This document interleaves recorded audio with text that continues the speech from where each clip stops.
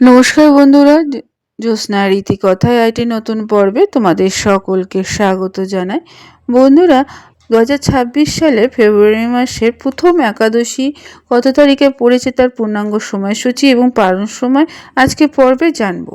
এবং এগুলোর পাশাপাশি আর কটি তথ্য জানবো, যেমন এই একাদশী পালনের নিয়ম কি, এই একাদশীতে কীভাবে পালন করতে হয়, কি কি দান করতে হয় এবং একাদশীর মাহাত্ম্যটা কী, এই সমগ্র প্রশ্নের উত্তর আজকের পর্বে তোমরা জানতে পারবে। তাই স্কিপ না করে পুরো পর্বটি দেখো। ভালো লাগলে সবার কাছে অবশ্যই শেয়ার করে দেবে, লাইক করে দেবে এবং পরবর্তী ভিডিও পাওয়ার জন্য পাশে বেল আইকনটি অবশ্যই প্রেস করে রাখবে। তাহলে চলো আজকের পর্বটি শুরু করি। বন্ধুরা, সনাতন ধর্মে একাদশী তিথির বিশেষ মাহাত্ম্য রয়েছে, আর তার মধ্যে বিজয়া একাদশী এক অনন্য স্থান অধিকার করে আছে। প্রতি বছর বৈদিক ক্যালেন্ডার অনুযায়ী মাঘ মাসে কৃষ্ণপক্ষের একাদশী তিথিতে এই ব্রত পালিত হয়। 2026 সালে বিজয়া একাদশী ফেব্রুয়ারি মাসে পড়েছে, তাই ভক্তদের মধ্যে এই ব্রত নিয়ে আগ্রহ আছে। ধর্মীয় বিশ্বাস অনুসারে এই দিনে ভগবান বিষ্ণু উপবাস করলে জীবনের নানা বাধা দূর হয় এবং শত্রুর উপর বিজয় লাভ হয়। তাই বৈদিক পঞ্জিকা অনুসারে একাদশী তিথিটি শুরু হবে আগামী 12ই ফেব্রুয়ারি 2026 দুপুর 12:21 এবং শেষ হবে 13ই ফেব্রুয়ারি 2026 দুপুর 2:26। যেহেতু একাদশী তিথির উদয়কাল 13ই ফেব্রুয়ারি পড়েছে, তাই এই বছর বিজয়া একাদশীর উপবাস পালিত হবে শুক্রবার 13ই ফেব্রুয়ারি 2026। উদয় তিথির ভিত্তিতে ব্রত পালনের এই নিয়ম স্বাস্থ্যসম্মত বলে ধরা হয়। এই দিনে ভগবান বিষ্ণুর পুজোর জন্য নির্দিষ্ট শুভ সময়ও গুরুত্বপূর্ণ রয়েছে। পঞ্চাঙ্গ অনুসারে এই দিনে মধ্যাহ্নকালে 12:13 থেকে 12:58 পর্যন্ত বিষ্ণুর পুজোর জন্য বিশেষভাবে শুভক্ষণ রয়েছে।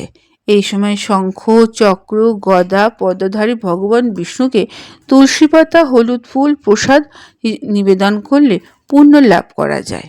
উপবাস পালনের ক্ষেত্রে নিয়ম এবং শুদ্ধতার দিকে বিশেষ নজর দেওয়ার খুব প্রয়োজন। বিজয়া একাদশীর ব্রত সাধারণত নির্জলা বা ফলাহার পদ্ধতি হিসাবে পালন করা হয়। পরের দিন অর্থাৎ 14ই ফেব্রুয়ারি 2026 সকালে পালন করতে হবে। এই দিনে সকাল 7টা থেকে 9:14 পর্যন্ত উপবাস ভাঙার শ্রেয় সময় রয়েছে। পালনের সময় সাত্বিক আহার অবশ্যই গ্রহণ করবে।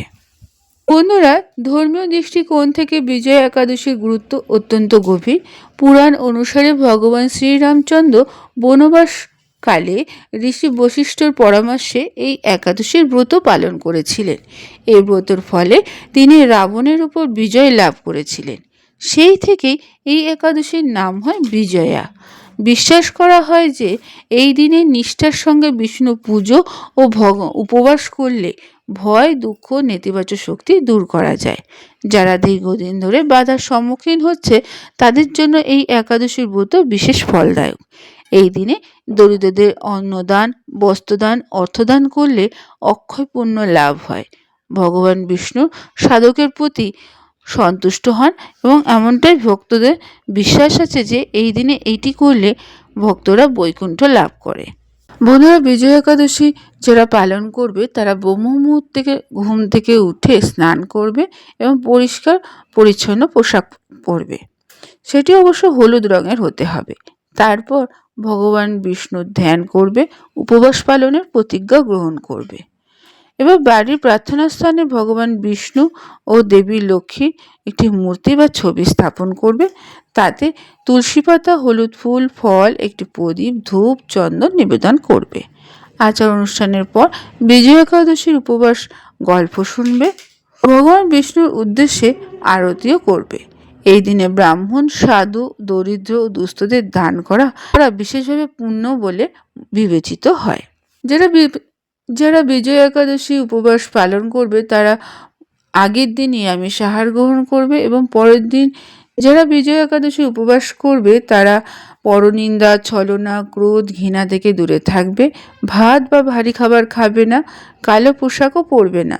রাতেবেলা ভগবান বিষ্ণুর নাম, স্তবগান, মন্ত্রপাঠ এবং জপ করবে। বন্ধুরা, এটা মানা হয় যে সনাতন ধর্মে দানকে কলিযুগের সর্বশ্রেষ্ঠ পুণ্য হিসাবে বিবেচনা করা হয়। বিজয়া একাদশীর দিন পবিত্র দিনে দান করা অত্যন্ত পুণ্য লাভ। এই দিনে খাদ্যবস্তু, অর্থ, গরুদান বিশেষভাবে পুণ্যবান বলে বিবেচিত। বন্ধুরা, আজকের পর্বটি এখানেই শেষ করলাম। এতক্ষণ আমার ভিডিওটি দেখার জন্য ও শোনার জন্য তোমাদের অসংখ্য ধন্যবাদ।